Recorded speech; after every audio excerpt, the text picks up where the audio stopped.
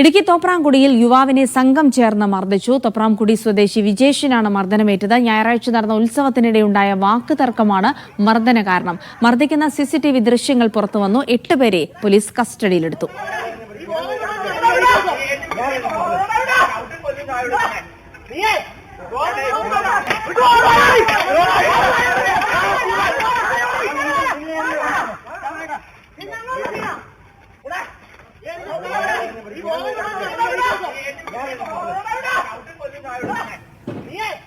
സിജോ വർഗീസ് വിവരങ്ങൾ നൽകാനായി ചേരുന്നുണ്ട്. സിജോ, ഉത്സവത്തിനിടെയുണ്ടായ തർക്കമാണ് ഇത്തരമൊരു മർദ്ദനത്തിൽ കലാശിച്ചതെന്ന് പറയുന്നു. 8 പേർ കസ്റ്റഡിയിലുമുണ്ട്. എന്തൊക്കെയാണ് ഇവരിൽ നിന്ന് ലഭിക്കുന്ന വിവരങ്ങൾ?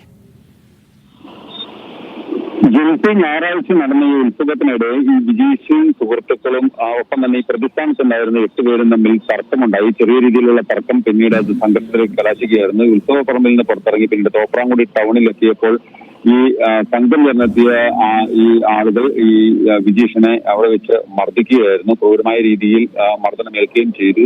ഗുരുതര പരിക്കേറ്റതിനെ തുടർന്ന് വിജീഷിനെ ഇടുക്കി മെഡിക്കൽ കോളേജിലാണ് ആദ്യം പ്രവേശിപ്പിച്ചത്. പിന്നീട് അവിടുന്ന് വിദഗ്ധ ചികിത്സ അനിവാര്യമായതുകൊണ്ട് തന്നെ എറണാകുളം അമൃത ആശുപത്രിയിലേക്ക് മാറ്റുകയും ചെയ്തിട്ടുണ്ട്. ഇതിന് പിന്നാലെ പോലീസ് കേസെടുക്കുകയും ചെയ്തു. ഈ കേസെടുത്തതിന് പിന്നാലെയാണ് ഈ പ്രതിസ്ഥാനത്തുണ്ടായിരുന്ന 8 പേർ അവിടെ നിന്ന് ഒളിവിൽ പോയത്. ഇവർ ഒളിവിൽ കഴിയുന്നതിനിടെ എറണാകുളത്ത് നിന്ന് മുരിക്കാശ്ശേരി പോലീസ് കഴിഞ്ഞ ദിവസം ഒരു കസ്റ്റഡിയിലെടുക്കുകയും ചെയ്തിട്ടുണ്ട്.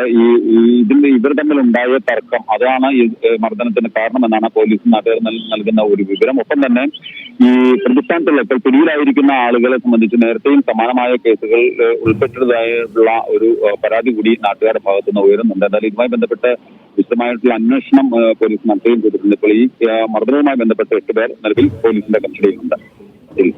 ശരി, സിജോ വർഗീസാണ് വിവരങ്ങൾ നൽകിയത്.